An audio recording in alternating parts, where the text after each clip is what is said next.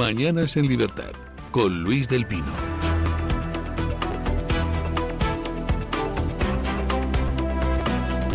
Ocho y 5 minutos, 7 y 5 en las Islas Canarias. Vamos con las noticias de las 8 con la ayuda de doña Carmen Carbonell.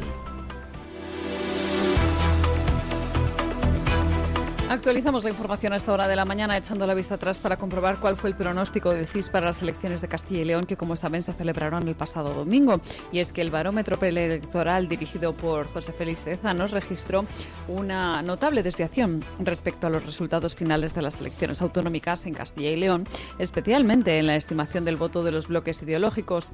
El organismo público situó a los partidos de izquierda en una horquilla mínima del 39% de los sufragios, mientras que el resultado real se quedó en el 33,7%, lo que evidencia una sobreestimación de más de 5 puntos. El desfase no se limitó a una única formación, sino que fue generalizado con una tendencia clara. Las formaciones de izquierdas fueron sistemáticamente sobrevaloradas, mientras que las de derecha quedaron infrarrepresentadas en las estimaciones. Además, el sondeo también otorgó mayores expectativas de representación a partidos minoritarios que finalmente no se materializaron en las urnas. Pese a estos desajustes, el CIS acertó al situar al Partido Popular como primera fuerza, aunque el resultado final, los 33 escaños, dejaron a Alfonso Fernández Mañueco lejos de la mayoría absoluta. Este escenario, como saben, obliga al PP a negociar con Vox para garantizar la gobernabilidad. Bueno, previsión del CIS. Vamos con los partidos de izquierda. Para el PSOE pronosticaba entre el 31,3 y el 32,5. Al final, el PSOE sacó el 30,7, es decir, por debajo del mínimo que daba el CIS. Izquierda Unida, el CIS pronosticaba entre el 4,8 y el 5,2. Resultado real, el 2,2. Podemos, el CIS pronosticaba entre el 2,9 y el 3,2. Resultado real, el 0,7. Vamos ahora con los de derecha. PP. El CIS pronosticaba entre el 32,2 y el 34,8. Resultado real que obtuvo, 35,5. Y para Vox, el CIS pronosticaba entre el 15,7 y el 16,9. Resultado real que obtuvo Vox, 18,9. No acertó con ninguno de los partidos de ámbito nacional. Mira que es complicado, ¿eh? Mira que es complicado acertar con todos. Voy a equivocarte con todos, pues ni te cuento. Oiga, Tezanos lleva publicando encuestas manipuladas de manera sistemática. El sesgo es siempre en el mismo sentido. Siempre sobreestimando a la izquierda. Es una utilización fraudulenta de los servicios públicos.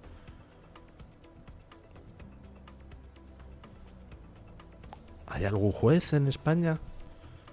Porque se presentaron denuncias contra Tezanos y creo que se archivaron, ¿no? El problema no es que haya gente en la función pública, políticos puestos ahí a dedo, malversando el dinero de los españoles, destrozando el prestigio de las instituciones. No, el problema no es ese. El problema es que quien debería actuar como freno, que es la justicia, no lo hace. Y aquí los señores jueces, pues, en fin, no meten mano al asunto Tezanos. A pesar de que hay una palpable evidencia de que se están usando recursos públicos para sacar encuestas sistemáticamente sesgadas a favor del PSOE desde un organismo que antaño tenía prestigio.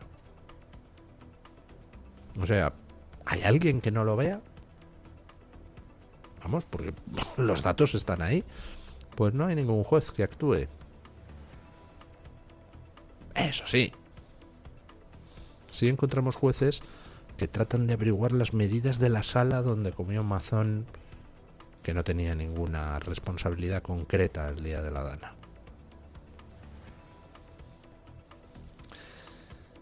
El problema no es que haya golfos, El problema es que quienes tienen que perseguirlos, que son los jueces, no los persiguen. ¿Por qué? Unos por interés, otros por afinidad ideológica y otros, finalmente, por cobardía.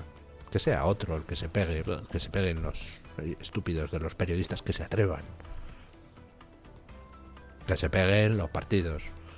Que pregunten parlamentariamente, que no va a ningún lado ni lleva a nadie a la cárcel. Pero aquí se puede desde la izquierda robar a manos llenas, se puede desde la izquierda malversar a manos llenas, y todos los jueces mirando para otro lado. En fin. Accidente de Adamuz.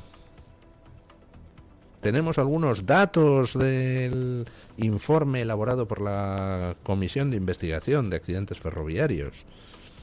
Datos que han llevado a la Guardia Civil a pedir a Adif que dé los datos de la tensión de la línea, porque dice ese informe que la soldadura entre dos carriles se rompió el día anterior al accidente. Escuchen.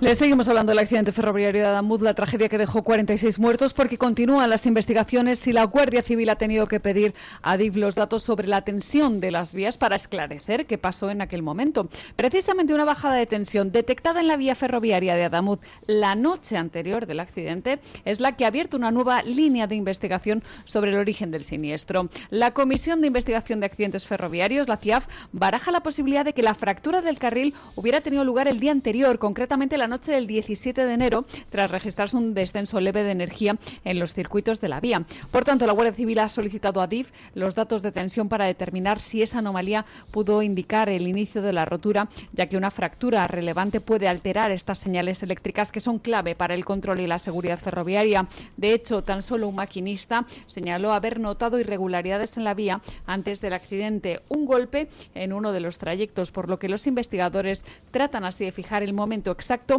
en el que se produjo la rotura para hallar las causas. Bueno, ¿qué importancia tiene esto? Pues puede tener mucha o no lo sé. Eso tendrán que determinarlo los técnicos. Tendrán que determinarlo los técnicos que la juez termine nombrando. Recuerdo que esta comisión de investigación de accidentes ferroviarios es una comisión de parte. Es una comisión dependiente del gobierno. Por tanto, pues bueno, lo que diga pues tiene que ser tomado teniendo en cuenta ese dato fundamental. Hace falta que se nombre a esos tres peritos independientes y esos tres peritos validen o no lo que ha investigado la Comisión de Investigación de Accidentes de Ferrocarril, de accidentes ferroviarios. Yo sigo con las preguntas. 1.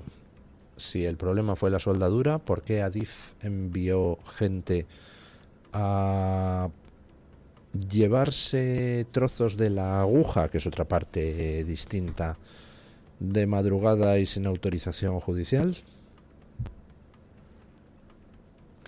Y segundo, ¿alguien está investigando qué pasó en el centro de control de Adif para que durante una hora pues no se supiera que había 2 trenes descarrilados en lugar de uno solo? ¿Cómo se puede perder un tren? Y si no se perdió, ¿hasta dónde llegó el aviso de oye, falta otro tren, hay otro tren descarrilado? Bueno, resulta que Leire Díez, pues caramba, para ser una pequeña Nicolasa, es decir, para ser alguien que con la que el PSOE no tenía nada que ver, no solo la colocaban en todas partes, sino que además participaba en la concesión de contratos. Y resulta que alguno de los contratos en los que participó en Correos fueron a la trama corrupta que está siendo investigada. ¡Ay, qué cositas! Escuchen.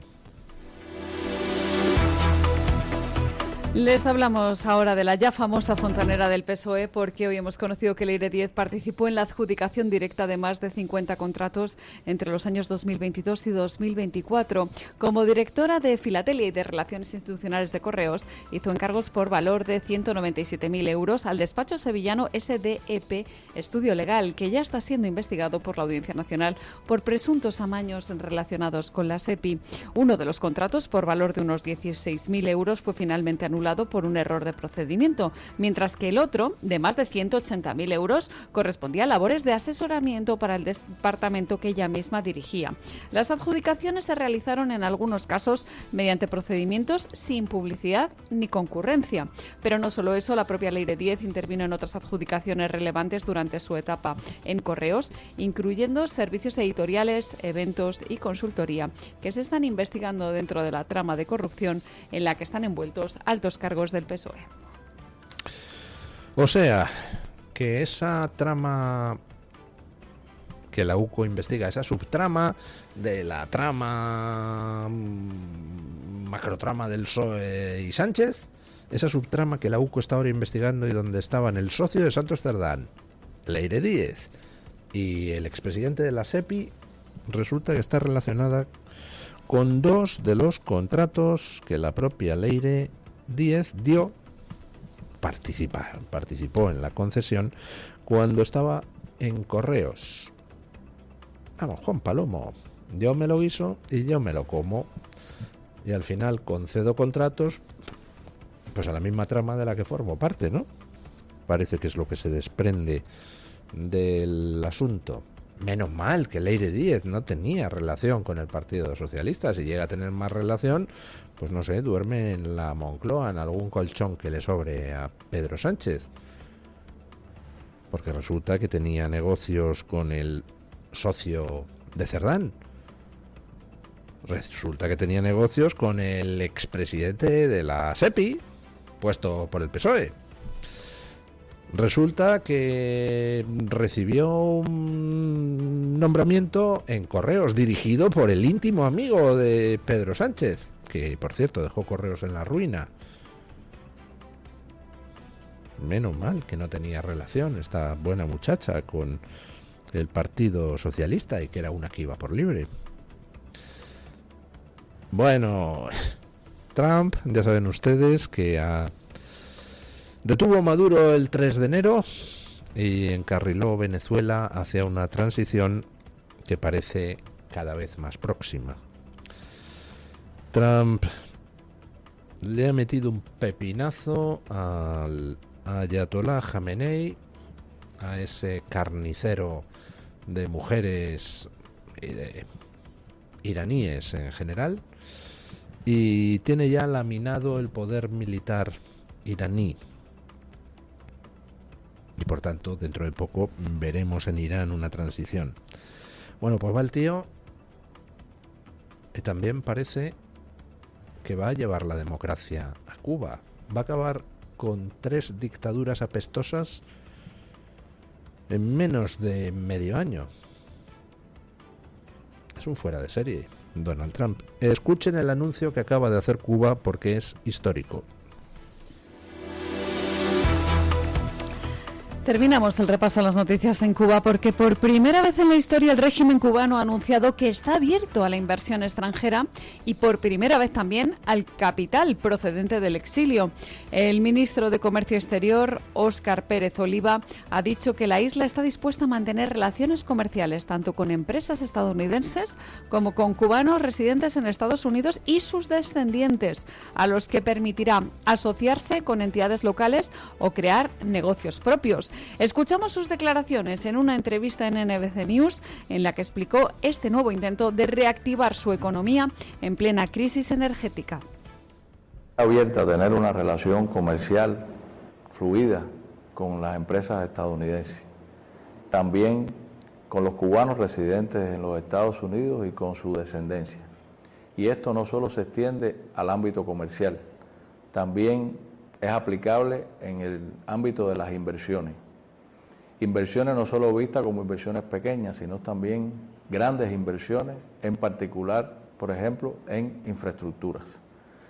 el bloqueo de los Estados Unidos, la política de hostilidad contra Cuba, es un elemento que sin duda alguna afecta el desarrollo de estas transformaciones, porque el bloqueo nos priva de acceso a financiamiento, de acceso a tecnología, de acceso a mercado, y en los últimos años específicamente ha estado dirigido a privar a nuestro país del acceso a combustibles.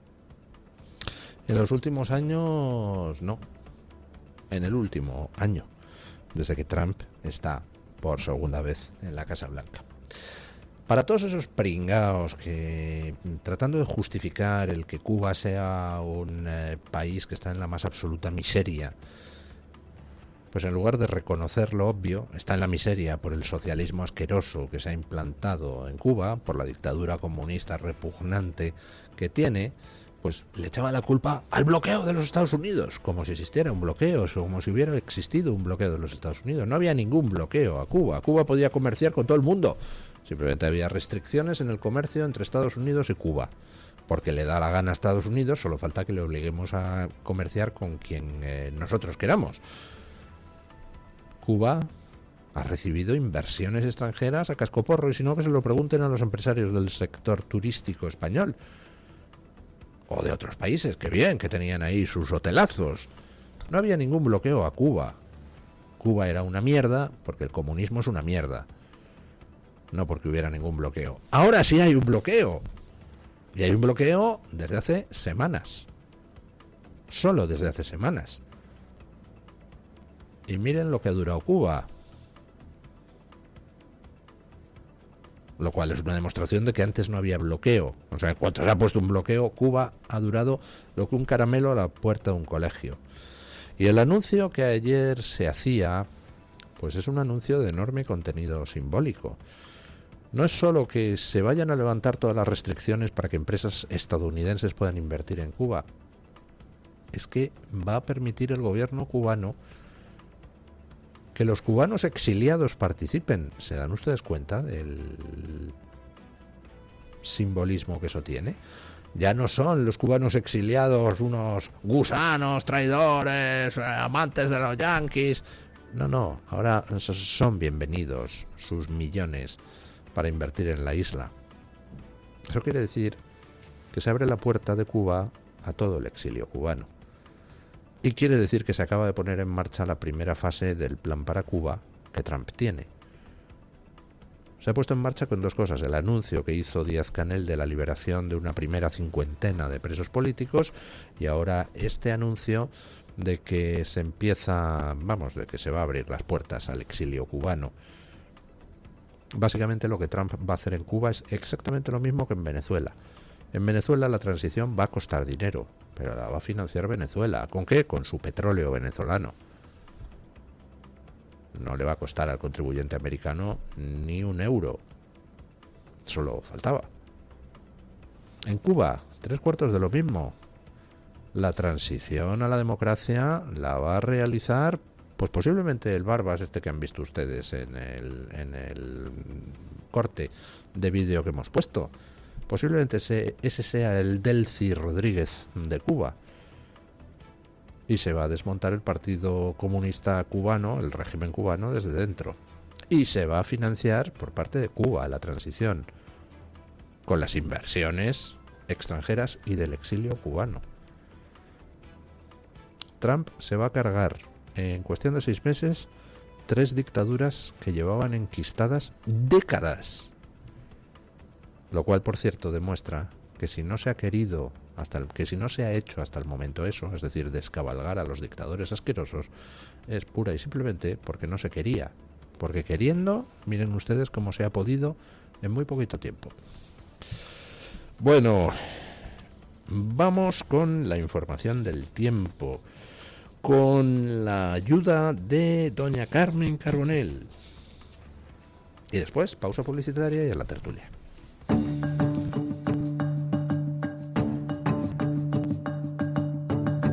El tiempo en Radio Libertad.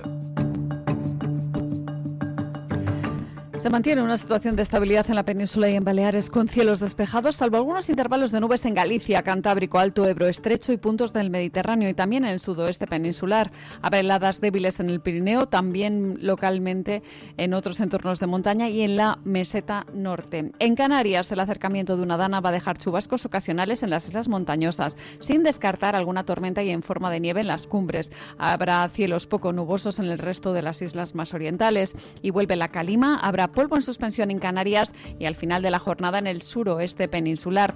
Las temperaturas máximas ascenderán de forma generalizada en la península y en Baleares, notablemente en regiones del Cantábrico Oriental, Sistema Ibérico, este del Sistema Central y Pirineos, con pocos cambios en Canarias y con descensos en zonas altas. Tu voz, tu libertad, tu radio. Radio Libertad.